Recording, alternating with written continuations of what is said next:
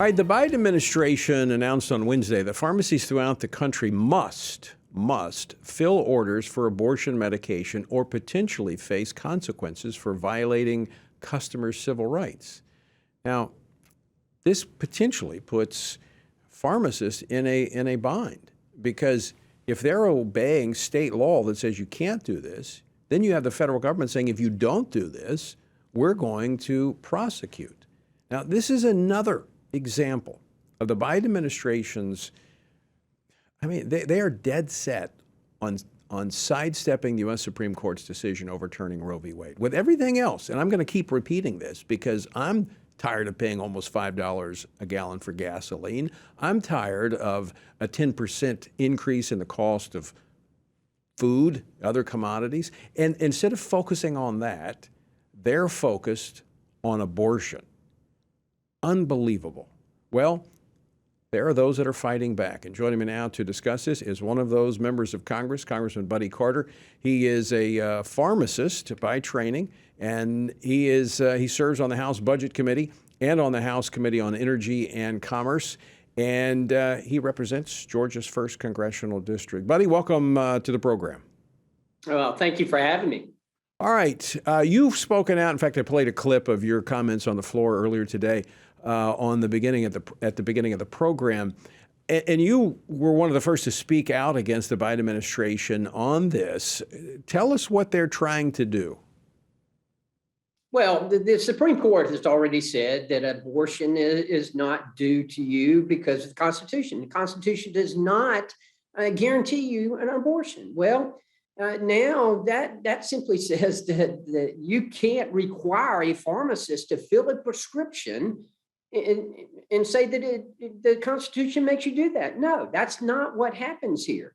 And yet the administration, they, as you say, want to sidestep this issue and want to say that a pharmacist has to fill a prescription, no matter what it's for, no matter what it's going to be for, no matter if the pharmacist has a moral objection to this or a conscious objection to it, that they have to fill this prescription. Well, that creates all kind of dilemmas, not the least of which it could put them in a situation where they have a choice between either violating federal law or violating state law.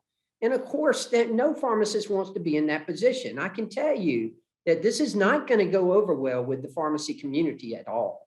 Well, Congressman, there's also an issue here of rights of conscience, because what we're talking about specifically are abortion drugs.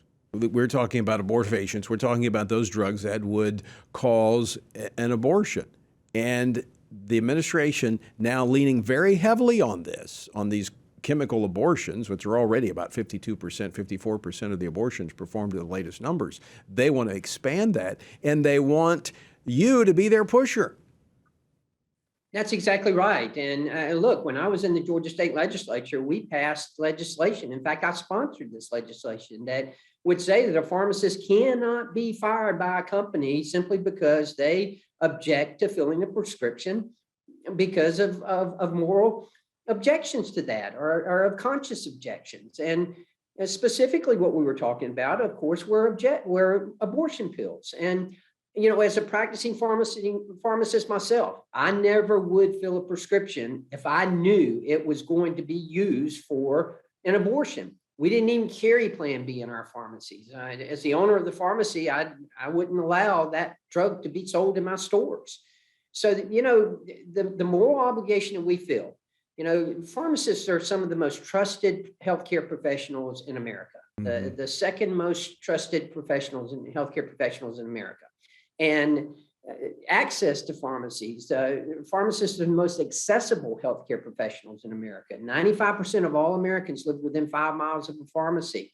So to put these kind of restrictions on pharmacists to say that you have to do this is simply ludicrous and is obvious overreach, whether they do it legislatively or whether the president does it by executive order, it's still wrong. And pharmacists are not going to tolerate this. Well, and Buddy, you know that these pills can present danger to these women if they're not taken in the right way. There's not medical supervision. And what the administration is talking about is even sidestepping the medical personnel interacting with these mothers.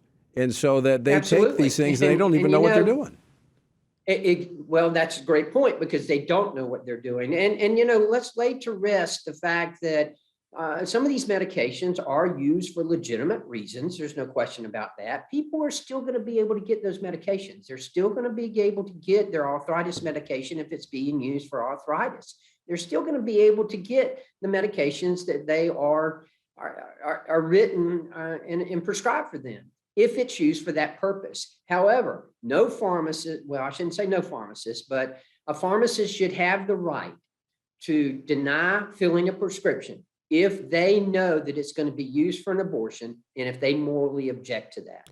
Well, let me ask you this as well, because I'm very concerned about this, buddy, that we're going to see this used, these abortion pills, especially by mail that the administration's pushing for, to cover the tracks of sexual predators and those who abuse others, because these young girls, probably many of them minors, will never see a doctor or may not even see a pharmacist. It's going to be filled by their boyfriend or their handler.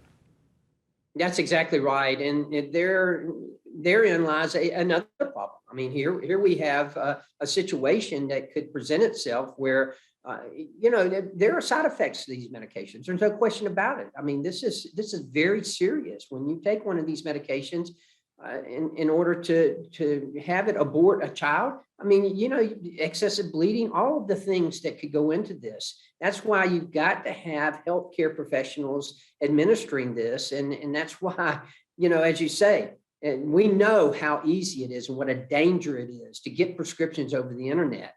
And that's what the administration, they're actually supporting this and actually proposing that people do this and encouraging them to do this. This is ludicrous. It is. It absolutely is. And Congressman Buddy Carter, I want to thank you for bringing attention to this and speaking out so forcefully on the floor and trying to get a message to the president. I don't know that he'll hear it, but I appreciate you trying to do it. Well, we're going to holler loud enough for him to hear it. All right.